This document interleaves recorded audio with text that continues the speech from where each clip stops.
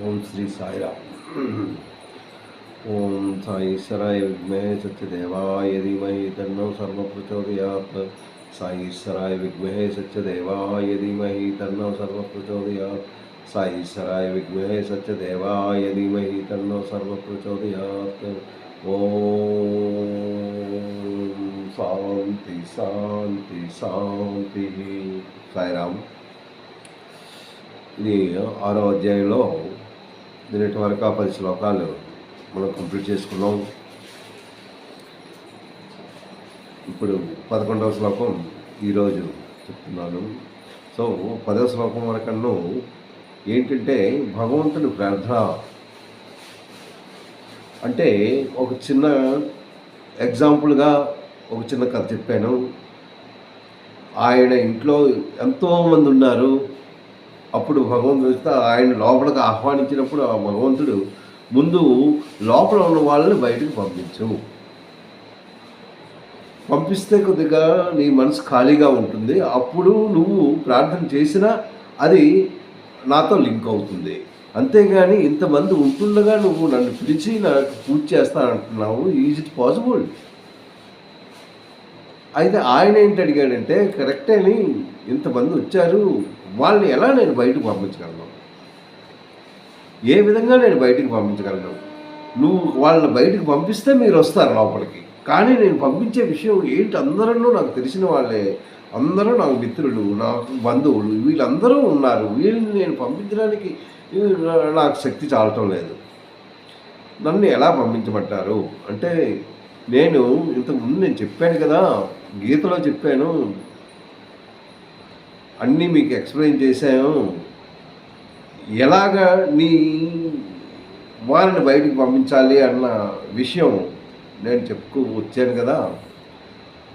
ఆ విషయం మీరు ఒకసారి దాన్ని గుర్తు చేసుకొని ఆ విధంగా నువ్వు ప్రవర్తించినట్టయితే తప్పక నీ మైండ్ కొద్దిగా ఖాళీ అవుతుంది అన్న విషయం అతను చెప్తూ, అది 10వ శ్లోకంలో ఆయన చెప్పాడు. యోగి యుంజీత సతతం ఆత్మానం రహసి స్థిత ఏకాకీయత చిత్తాత్మ నిరాశీర పరిగ్రహ అంటూ, నిరాశీర పరిగ్రహ అని, యోగి అవ్వాలి అంటే ఏం చెయ్యాలి నువ్వు అంటే, యోగిగా నువ్వు ఉండాలి అంటే నీలో ఏం ఉండకూడదు.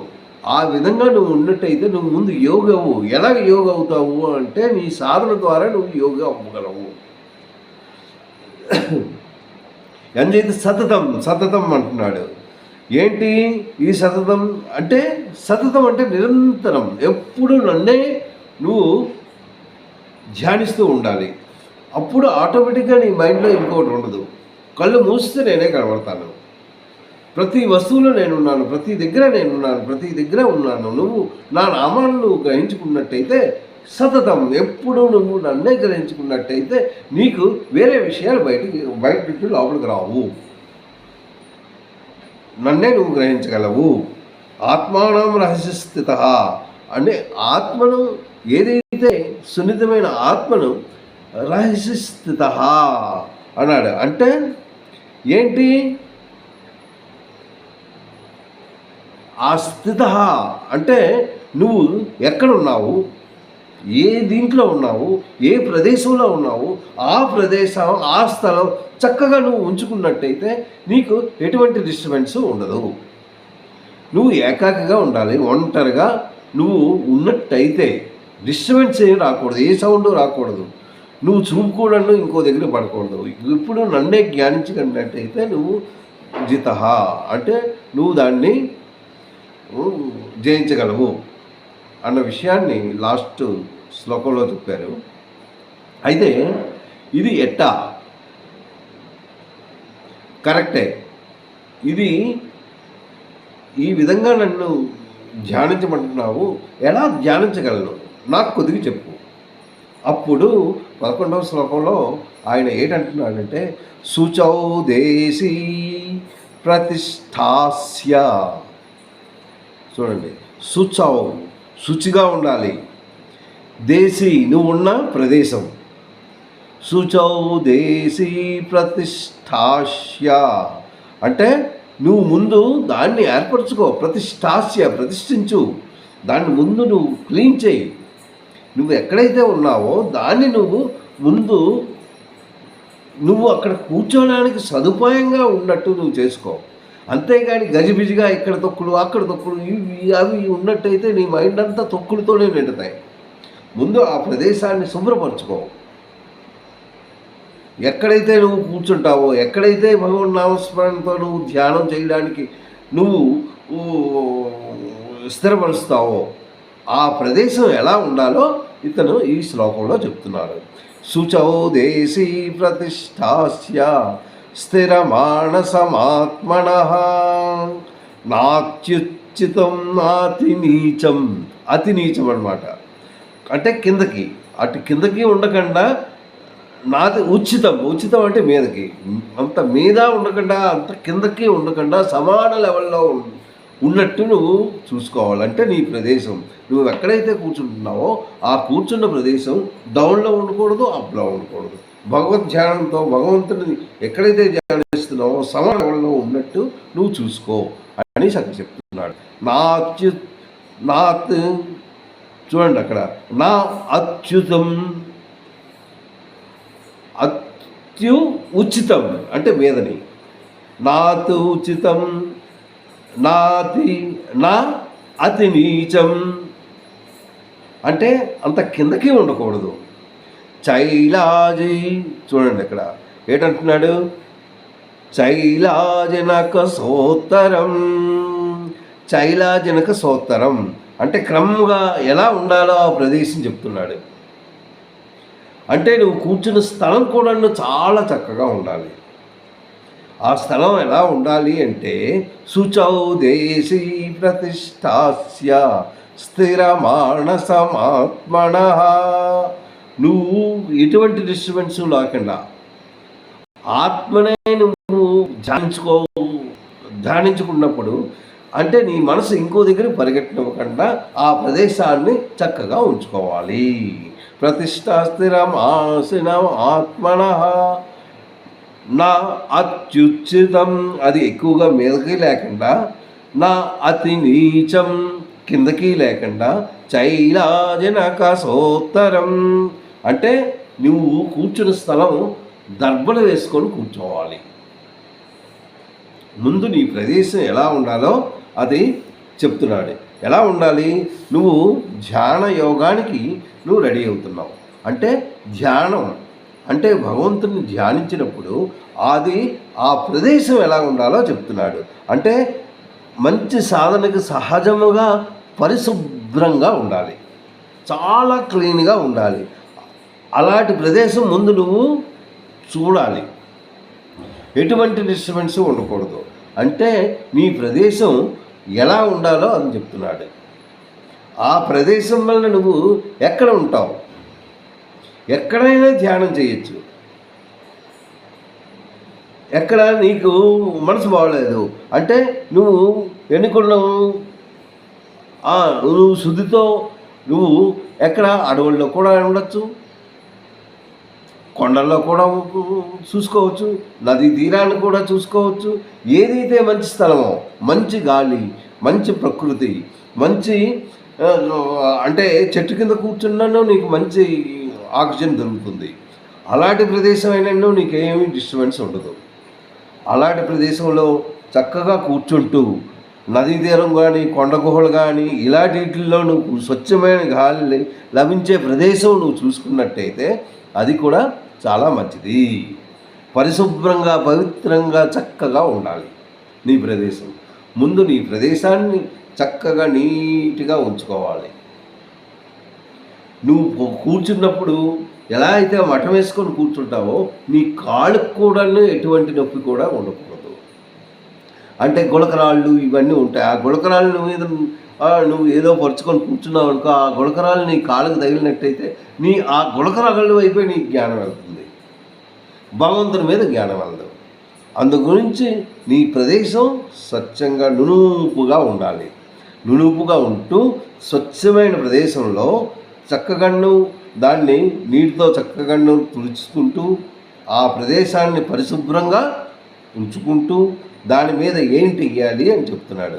ముందు నీకు కూర్చున్నప్పుడు మెత్తగా ఉండాలి కదా, అందు గురించి దర్బలు, పెద్ద దర్బలు ఉంటాయి. ఆ దర్బలు ఏంటంటే అవి చాలా మంచిది, మెత్తగా ఉంటుంది, చల్లగా ఉంటుంది. అది ముందు పరుచుకుంటూ దాని మీద ఏంటి వేయాలి చెప్తున్నాడు. అది ఏంటి వేయాలి, ఆ దర్బలు వేస్తూ దాని మీద మంచి గుడ్డను పరాలి, మెత్తగా ఉండాలి. ఆ గుడ్డ పరుస్తూ దాని మీద నువ్వు ఆసనం, అంటే నీ ఆసనం కరెక్ట్గా ఉండాలి. ఆసనం గురించి ఆయన చెప్తున్నాడు. ఈ ఆసనం ఎలా ఉండాలో చెప్తున్నాడు. దేనికి ఈ ఆసనం గురించి చెప్తున్నాడు అంటే నీ ధ్యానం ఇంకో వైపు పరిగెట్టకుండా, అదనమాట. ఆసనం అంటే ఏంటి, దాని అర్థం ఏంటి? అది ఆసనం కింద కూర్చునే స్థలాన్ని, అంటే మెత్తగా ఉండాలి, అతి గట్టిగా ఉండకూడదు, అతి ఎత్తుగా ఉండకూడదు, అతి కిందకి కూడా ఉండకూడదు, సమాన లెవెల్లో ఉండాలి. దాన్ని ఆయన మనకు చెప్తున్నాడు. ఈ విధంగా ఉన్నట్టయితే నీకు ప్రార్థన చేసినప్పుడు నువ్వు ఇంకో వైపు మనసును పరిగెట్టించకుండా నువ్వు ఒకే స్థలంలో ఉంటావు అనేసి ఇక్కడ చెప్తున్నాడు. ఏంటంటున్నాడు? శుచౌ దేశీ ప్రతిష్టాస్య అంటే నువ్వు దాన్ని ముందు ఏర్పరచుకోవాలి. అంటే నువ్వు ధ్యానంలోకి వెళ్ళే ముందు ఇవన్నీ నువ్వు ముందు ఏర్పరచుకోవాలి. అప్పుడు దాన్ని ప్రతిష్టాస్య స్థిరమానస ఆత్మనః, తన ఆసనం మిక్కిలి శుద్ధిగా చక్కగా ఉన్నట్టు, నువ్వు స్థిరంగా ఉన్నట్టు, అటు ఇటు కదలకూడదు. ఆ ఆసనం కూడాను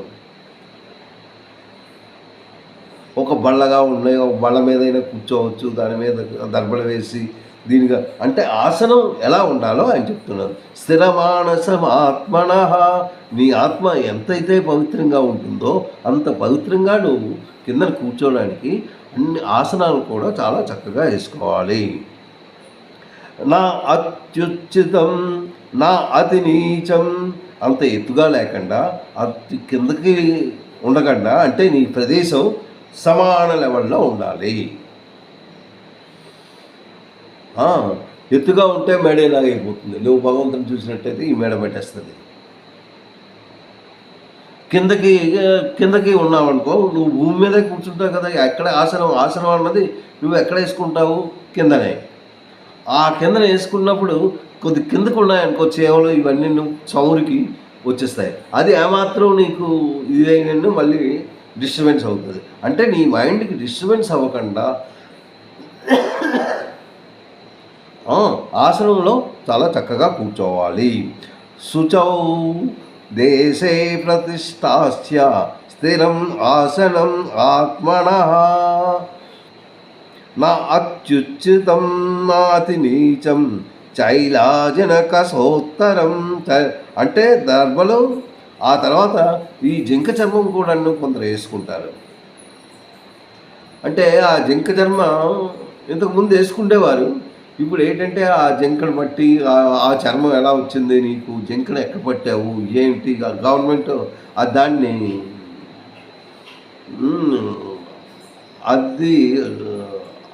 వాటిని చంపకుండా చేయడానికి అది వినోదించారనమాట. అందు గురించి అది చర్మం అది అంతకుముందు దొరికేది, ఇప్పుడు అవి దొరకట్లేదు. చర్మము ఆ లేడి చర్మం అన్నది మనం వేస్తే చాలా చల్లగా ఉంటుంది, నీ కాళ్ళకి ఎటువంటి ఇబ్బంది ఉండదు, స్థిరంగా కూర్చోవచ్చు. కానీ ఇప్పుడు అది గవర్నమెంట్ బ్యాన్ చేసింది కనుక అది కాదు. దర్బలు వేస్తూ దాని మీద చక్కని మెత్తని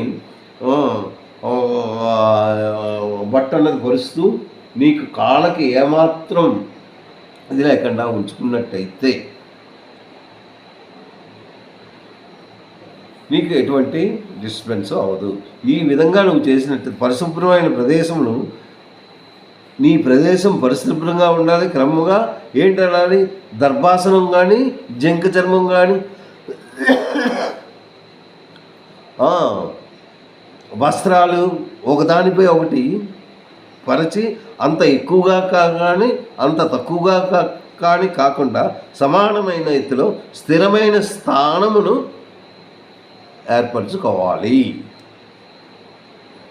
అనేసి భగవంతుడు ఈ శ్లోకంలో చెప్పాడు.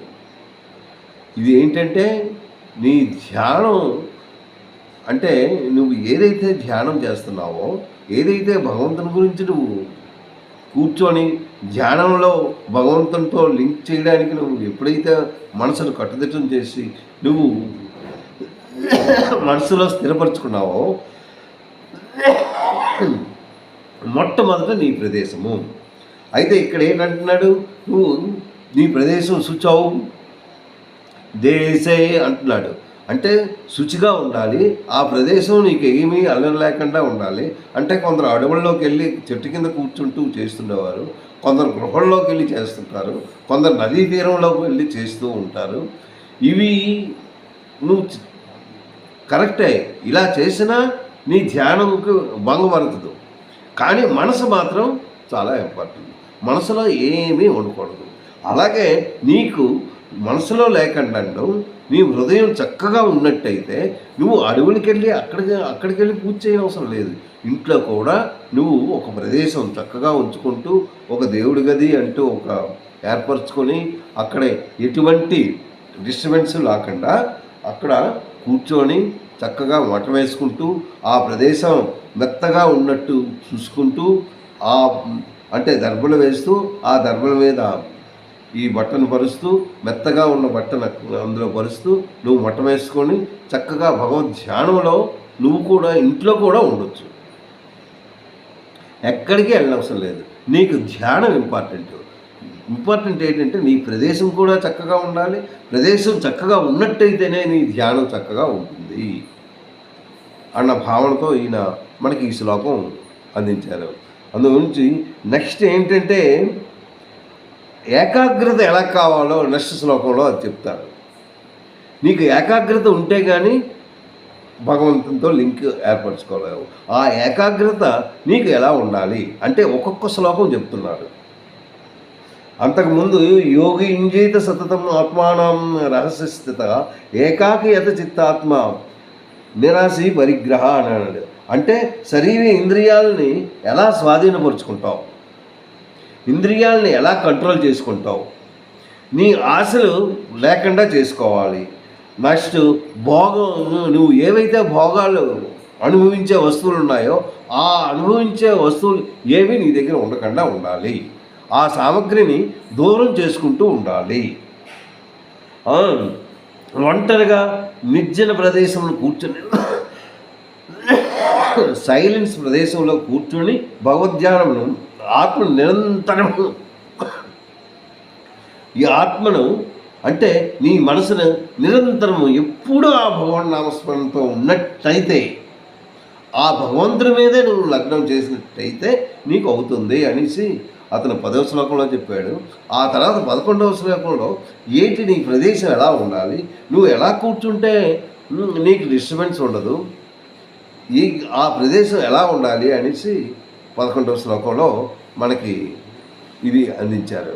అయితే నెక్స్ట్ ఇంకోటి ఏంటి, నీ ఏకాగ్రత ఎలా కావాలి, నువ్వు ఫస్ట్ ఏకాగ్రత కావాలి. అంటే నీ మనసుని ఇటు అటు పరిగెట్టకుండా ఒకే లెవెల్లో ఉన్నట్టు చేయడానికి భగవంతుడు మళ్ళీ మరొక శ్లోకాన్ని మనకు అందిస్తున్నాడు. ఆ శ్లోకం రేపు చెప్తాను. సాయిరామ్.